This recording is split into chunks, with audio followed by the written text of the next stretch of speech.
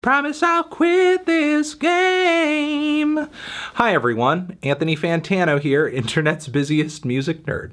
And it is time for a review of the new Caribou album, Suddenly. This is the latest LP from singer, songwriter, multi-instrumentalist, producer Daniel Snaith, aka Daphne, aka Manitoba, aka Caribou. This is his fifth commercial album under the Caribou name. His first in 6 years, since 2014's Our Love was his last album. Somewhat of a weaker release for Daniel, as his usual brand of indietronic pop with a psychedelic and danceable twist came together in a somewhat bland way on this one. Basically went into this album hoping for a stronger showing, and the teasers certainly pointed to that. And I'm happy to report that Suddenly is actually one of Daniel's more versatile records. Quite a few stylistic risks taken on this one, a lot of them pan out, even going as far as to work in some ideas that are clearly hip-hop inspired. But of course he puts his own spin on these sounds and doesn't drift too far from his trademark palette of synthetic, serene,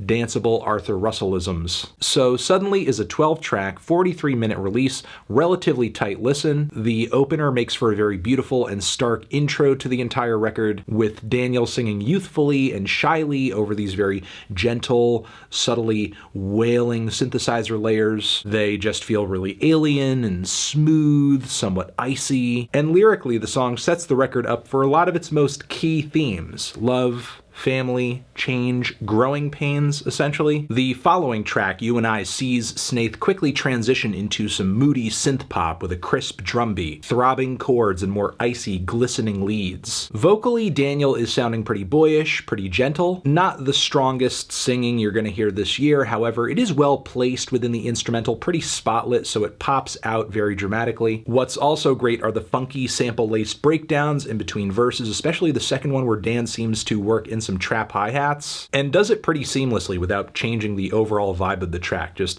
another dynamic, another flavor. The track Sunny's Time is another moment where we get a subtle hip-hop nod. A bulk of the instrumental is made up with these woozy piano samples, persistent kicks, swelling sax layers, but Dan then tops all of this with these bold, auto-tuned and very forceful, cycled, almost rapped vocal leads that are sort of moving through these repeated rhyming mantras. I go through rounds, I got to bounce, I got to bounce. It's a really cool clash of ideas, but still manages to be one of the more underwhelming tracks here, as it fizzles out pretty much out of nowhere. Kinda wish Daniel built this one out a bit more. New JADE presents more pretty, jittery, sample-laced electronics, backed with a beat that grooves like another hip-hop variant. Snaith's vocals once again do sound a bit faint amongst the sparkling synth arpeggios and the vocal samples of diamond in the past, yeah, diamond in the past. I still do like the production and the progression and the energy of the song. Dan's falsettos do ring a lot more brightly on the hook. And then Home sees Snaith throwing some soul samples over a literal boom bap beat for a vibe that sounds frankly pretty classic and sentimental. I could totally envision like a New York rap vet spitting bars about the good old days over this instrumental. But what Dan does vocally on this track instead isn't bad either. His voice is spotlit, lonely, beautiful,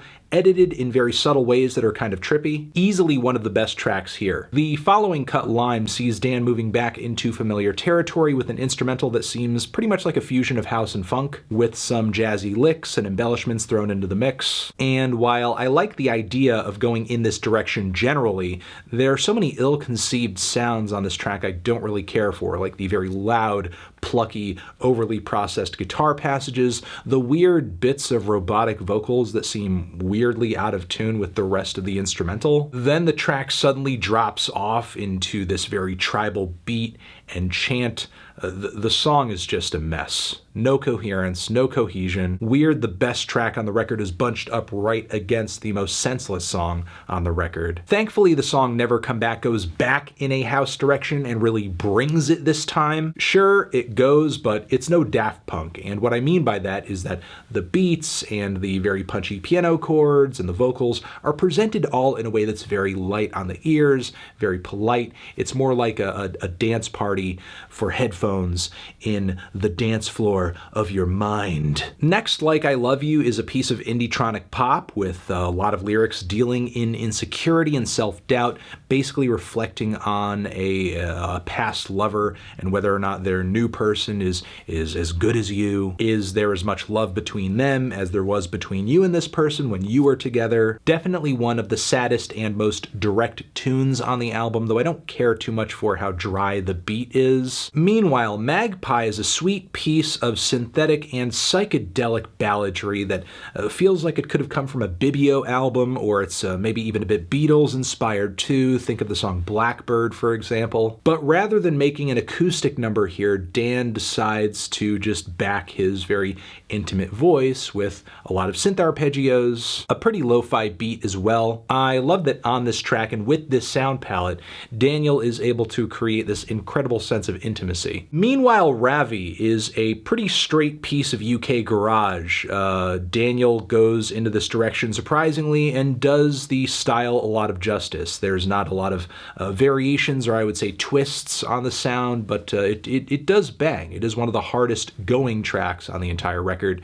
Great beat, great progressions, really thick, blissful, euphoric ending. Finally, Cloud Song, not just the last track here, but the longest too. Pretty much a very sparse, new agey piece of art pop, though I would argue the first leg does drag on a little bit. The conclusion in the second half is beautiful though, and overall I gotta say I liked this one. I thought it was pretty good, a good showing from Daniel and a great mix of sounds and styles, all coming together into a pretty sad, layered, gentle little record with what seems like a lot of very personal and love-centric lyrics. Wish the ending was a bit bolder, and I will say my main issues with a lot of Dan's work do carry over onto this record a little bit, in that so many of the vocals and some of the sounds and melodies are very faint, to the point where they become a little forgettable or don't leave that strong of an impression. In my opinion, Dan does have a tendency to trend towards sounds and textures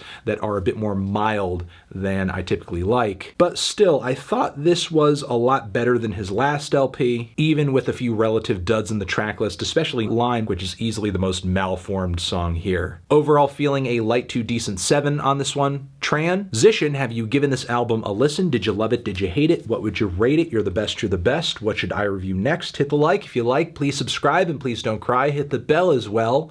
Over here next to my head is another video that you should check out. Hit that up, or the link to subscribe to the channel. Anthony Fantano, Caribou, forever.